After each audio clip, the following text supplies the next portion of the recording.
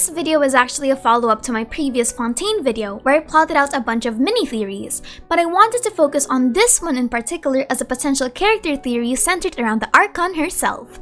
So today, welcome to the God of Justice Kill the Previous God theory, where I'll be diving into the potential theory of Focalor's justice system being a facade to wash away her previous sins. But before we begin, a bit of background context. This theory is actually much older than Sumeru's release, and it all hinges on the idea that Focalor, as the current god of Fontaine, had something to do with the death of the previous Hydro Archon, and my favorite iteration of this theory is that Focalor is guilty of deicide, or the killing of a god.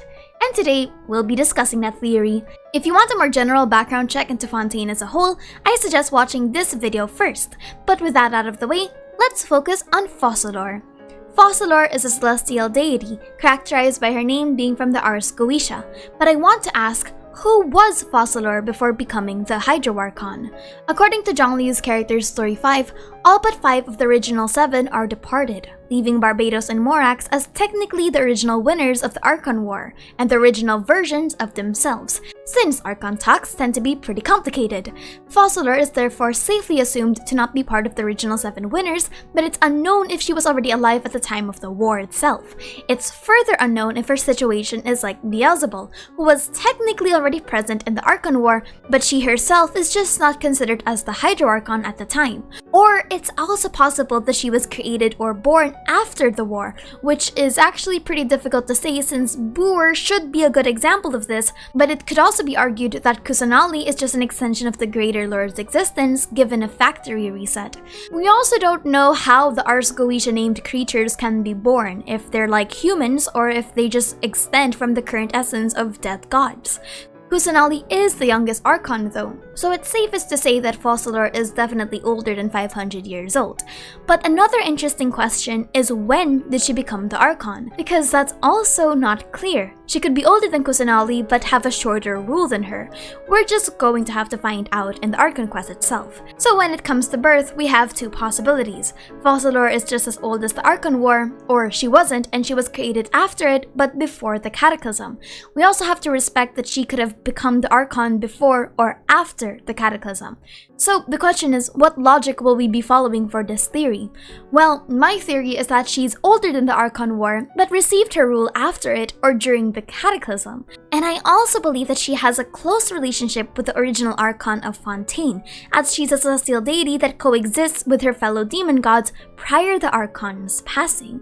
But before we can theorize on their relationship, let's talk about the original Archon. I've always wanted to delve deeper into the concept of the original Archon of Fontaine, since we can't really ignore this part if we're going to talk about relationships. From what we currently know, the original Archon of Fontaine is much more passive and actually believed in connecting the world through the water. According to Endora, the previous Archon simply believed that everyone should be connected. It was after her passing that a lot cut their ties off with the nation. So who was the original Archon and what could Fontaine have been like during her time? I believe that Fontaine's original Archon would have either the name Forneus or Vepar, both demons in the Ars Goetia who have something to do with sea monsters and creatures. Forneus is depicted as a sea monster that causes men to have good names and to have the knowledge and understanding of tongues. On the other hand, Vepar is depicted as a mermaid and governs waters and guides armored ships full of weaponry. But what's important about the original Archon of Fontaine were her ideals. The Lockfolk prior to their self-imposed exile were seen as creatures of the pure waters, who simply wished to connect the world together. We are told by the Oceanid's story that Rhodeia is a Lockfolk who left after becoming displeased with the current Archon's method of ruling. Oceanids are life forms created from pure hydro elements and are once sea creatures who carried the fragments of a long-dead god to the many corners of the world. Perhaps they did this so that the love their god held for the world could be spread through the waters of the land. What would actually be a fascinating question then is, what was Focalor to the original Archon? Was she a friend, a family, or a continuation. That much is too difficult to decipher, but I could definitely see her being a confidant. I believe that should Focalor have been alive by the time of the rule of the original Archon, it would be as a close friend and deity that co-ruled Fontaine with her, almost like how Istaroth co-ruled Mondstadt with Venti, or to a lesser extent, how Hadgentis and Marchosius are friends with Morax. I believe that at the time, Focalor and the Hydro Archon would have had an amicable existence.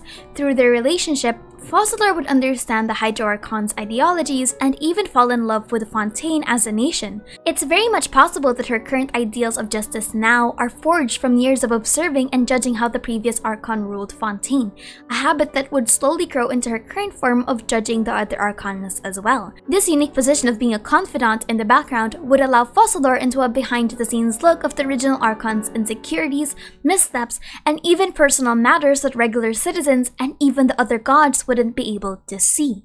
Now, there's an important question when discussing the murder. Should this happen after or before the Cataclysm? Well, they have their own fair share of implications. If the murder happened before the Cataclysm, that would mean Focalor was an active participant of the war against Conria, and that the Heavenly Principles were active in witnessing the transition of Fontaine from one demon god to another. But I believe that there's a stronger case that Focalor had to kill the Hydra Archon around the time of the Cataclysm. This would open up much more potential character motivations as for how she would do it. It could either be a corruption, a mercy kill, or maybe something much deeper. What if something in the Cataclysm forever changed how Focalor saw Fontaine, or more specifically, how insufficient the original Archon's rule could be in defending her nation? When I think of possible motivations, I have several in mind. At first, I was actually considering that she had an ego or was jealous, but after reading the lore, I just think that Focalor would have a much more sentimental reason for why she could have wanted to usurp the original Archon. Focalor now seems to have a very high regard for Fontaine's people, even stating that the people here have no sins.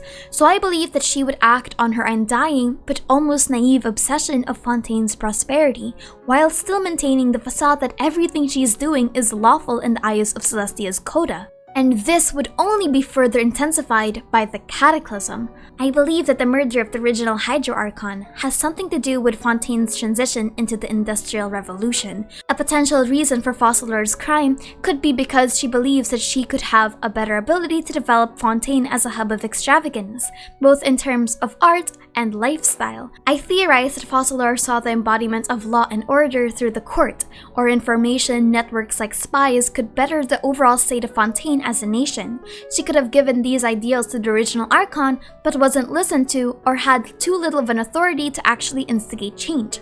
Maybe they had too much of a difference in ideologies that they never saw eye to eye. It's very much possible that when push came to shove with the Cataclysm, Focalor saw that innovation was what Fontaine needed to improve their defenses.